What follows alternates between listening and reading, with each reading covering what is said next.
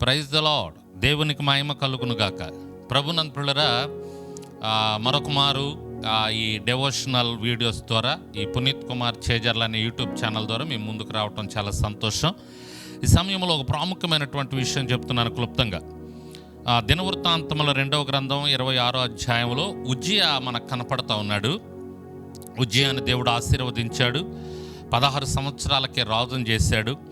అతనికి కావలసినది మొత్తం అతనికి దేవుడు అనుగ్రహించాడు. అతడు ఆ దేవుణ్ణి ఆశ్రయించాడు కాబట్టి దేవుడు అతనికి తోడుగా ఉండి అతన్ని వర్ధిల్లింపజేసినట్లుగా మనం అక్కడ చూస్తూ ఉన్నాం. దేవుడు అతనికి సహాయం చేశాడు. అతనికి పన్నిచ్చువారు ఎక్కువయ్యారు. అధికముగా బలాభివృద్ధి నొందాడు.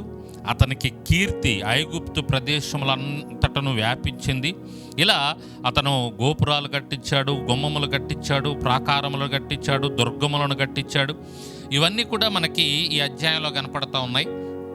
దేవుడు తన కృపలో ఉజ్జియాను ఆశీర్వదించుకుంటూ తీసుకొని వచ్చాడు, వర్ధిల్లింపజేశాడు. కావలసిన ప్రతిదీ ఉజ్జియాకు అనుగ్రహించాడు.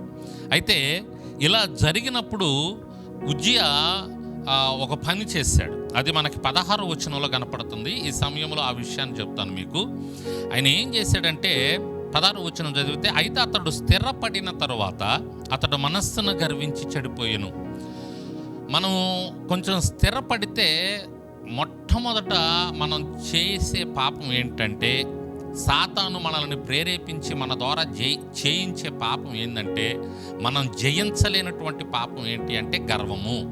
ఎందుకంటే స్థిరపడిన తర్వాత ఆటోమేటిక్గా మనకి ఆ గర్వం అనేది వస్తూ ఉంటుంది అన్నమాట. అతిశయం, అహంకారం, నాకేంటి అనేటటువంటి భావం వస్తూ ఉంటుంది. ఎందుకంటే సమస్తము కూడా మరి ఈ లోకపరంగా మనం ముందుకు వెళ్ళాలంటే ధనము, ఈ ధనము వలన మనకు కావలసినటువంటి అవసరతలన్నీ తీర్చబడతా ఉంటాయి.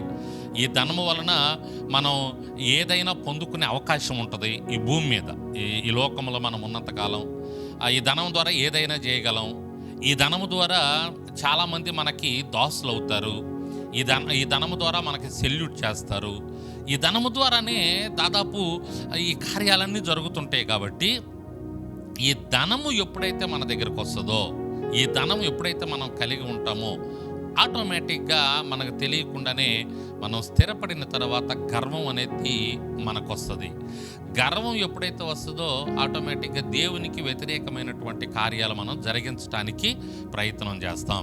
ఇక్కడ ఉజ్జియా స్థిరపడిన తర్వాత అతనికి గర్వం వచ్చింది. గర్వం వచ్చిన తర్వాత అతను చేయకూడనటువంటి పని, అది యాజకులు చేసేటటువంటి పని అయితే అతను చేయకూడదు. అతను ఆ పని జరిగించడానికి పూనుకున్నాడు. యాజకులు ఎంత చెప్పినా ఎంత బ్రతిమలాడినా వినకుండా పూనుకున్నాడు. అవును, మనకి ఈ లోక పరంగా మనం ఏదన్నా కలిగి ఉన్నప్పుడు మనం స్థిరపడిన తర్వాత ఈ గర్వాన్ని తెచ్చుకొని మనం చేయకూడని పనులు చేస్తూ ఉంటాం. నడవకూడని నడత మనం నడుస్తూ ఉంటాం. మాట్లాడకూడనిది మాట్లాడుతూ ఉంటాం. ప్రవర్తించకూడనిది ప్రవర్తిస్తూ ఉంటాం. ఎప్పుడంటే ధనము మనకు కలిగి ఉన్నప్పుడు, లేక ఈ లోక సంబంధంగా ఏదైనా మనం పొందుకొని ఉన్నప్పుడు, ధనమే అంటలేదు, ధనం ప్రాముఖ్యమైనది. ఒక అందం కానివ్వండి, ఒక చదువు కానివ్వండి, ఒక మంచి ఇల్లు కానివ్వండి, పొలం కానివ్వండి, స్థలం కానివ్వండి, బంగారం కానివ్వండి, జ్ఞానం కానివ్వండి, నీకున్నటువంటి టాలెంట్స్ కానివ్వండి, అది ఏదైనా సరే వాటిని బట్టి మనం చాలా అతిశయపడే అవకాశం ఉంటుంది. వాటిని మనం కలిగి ఉన్నాం కాబట్టి కొంచెం గర్వం తెచ్చుకునేటటువంటి అవకాశం ఉంటుంది. కాబట్టి ఈ సమయంలో మీకు నేను తెలియచేస్తున్నటువంటి విషయం ఏంటంటే, గర్వము రావటానికి కారణం ఈ లోక సంబంధమైనటువంటిది ఏదైనా మనం కలిగి ఉన్నప్పుడు. కాబట్టి మనం అర్థం చేసుకొని వాటి ద్వారా మనకి గర్వం వస్తూ ఉంటే, ఇదిగో పరిశుద్ధ గ్రంథం మనకి నేర్పిస్తూ ఉంది. కాబట్టి ఇందులో ఉన్నటువంటి క్యారెక్టర్స్ కొన్ని మనకు నేర్పిస్తున్నాయి. ప్రాముఖ్యంగా ఉజ్జియా మనకు నేర్పిస్తున్నాడు. స్థిరపడిన తర్వాత గర్వపడ్డాడు. కాబట్టి మనం ఎంత స్థిరపడ్డా, ఈ లోకపరంగా మనం ఏది కలిగి ఉన్నా, ఎంత కలిగి ఉన్నా, మనల్ని మనం తగ్గించుకొని ఆయన పాదాలు పట్టుకొని మనం చేయవలసినదే మనం చేస్తూ, మనం చేయకూడనిది మనం చేయకుండా దూరంగా పెట్టి ముందుకు సాగినప్పుడు తప్పకుండా ఆశీర్వదించబడతాం. లేకపోతే ఇక్కడ ఉజ్జియా పరిస్థితి ఏమైందంటే, ఆ కింద మనం చూసినప్పుడు అతని నొతట కుష్ఠరోగము పుట్టెను. 19వ వచనంలో, ఉజ్జియా ధూపం వేటుకు ధూపార్తిని చేత పట్టుకుని రౌద్రుడై యాజకుల మీద కోపం చూపెను. యెహోవా మందిరంలో ధూపపీఠం ప్రక్కన అతడు ఉండగా యాజకులు చూచుతూనే ఉన్నప్పుడు అతని నొసట కుష్ఠరోగము పుట్టెను. ఈ సహజంగా క్రైస్తవులకు ఉన్నటువంటి వారు చదువుతుంటారు, ఇట్లా ధ్యానం చేస్తూ ఉంటారు, వాటిని అర్థం చేసుకుంటుంటారు. కానీ ఆ పరిస్థితి వచ్చినప్పుడు వాళ్ళు కూడా ఆటోమేటిక్గా పడిపోయి ఇటువంటి పనులు జరిగిస్తూ ఉంటారు. కాబట్టి ప్రభునందు పిల్లరా, మనం చాలా జాగ్రత్తగా ఉండాలి.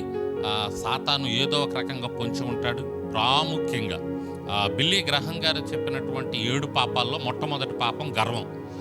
కాబట్టి ఈ గర్వం అనేది చాలా డేంజర్. అంటే గర్వం ద్వారా మనం చాలా దేవునికి వ్యతిరేకమైన కార్యాలు చేసే అవకాశం ఉంటుంది. కాబట్టి తస్మాత్ జాగ్రత్త పడండి, గర్వాన్ని ఏమాత్రం తీసుకురాబాకండి. ఇంత గర్వం కూడా లేకుండా దాదాపు తగ్గించుకొని దేవుని మాట వింటూ దేవునికి ప్రార్థన చేసుకుంటూ ముందుకు వెళదాం. తను తాను తగ్గించుకున్నవాడు హెచ్చించబడును, తను తాను హెచ్చించుకున్నవాడు తగ్గించుకొని దేవుని సన్నిధిలో ప్రార్థన చేసుకుంటూ వెళ్తాం. ఇంతలోనే కనపడి అంతలోనే మాయమైపోయే వారం అండి మనం. దుమ్ము ధూళి లాంటి వారము. శ్వాస ఆగిపోయింది అంటే మరి మనల్ని ప్రభునందు పిల్లరా అందరూ చేదరించుకుంటారు, అందరూ అసహించుకుంటారు. కుక్క కూడా మనల్ని చేదరించుకునేటటువంటి పరిస్థితి, అటువంటి బ్రతుకు మనది. కాబట్టి మనం ఎంతటి వారం, ఎటువంటి వారం. కాబట్టి ప్రార్థన చేసుకొని మనల్ని మనం తగ్గించుకొని ముందుకు సాగుదాం. దేవుని కృప తప్పకుండా వారికి తోడుగా ఉంటుంది. దీనుల ఎడల ఆయన కృప చూపించువాడు, వారితో సహవాసం చేయవాడు, వారిని నడిపించువాడు. దినత్వం కలిగి ముందుకు వెళ్ళాలని ప్రేమతో కోరుకుంటూ ఈ మాటలు ముగిస్తూ ఉన్నాను. దేవుని కృప మనకందరికి తోడుగా నీడగా ఉండి నడిపించునుగాక. Amen, amen, amen.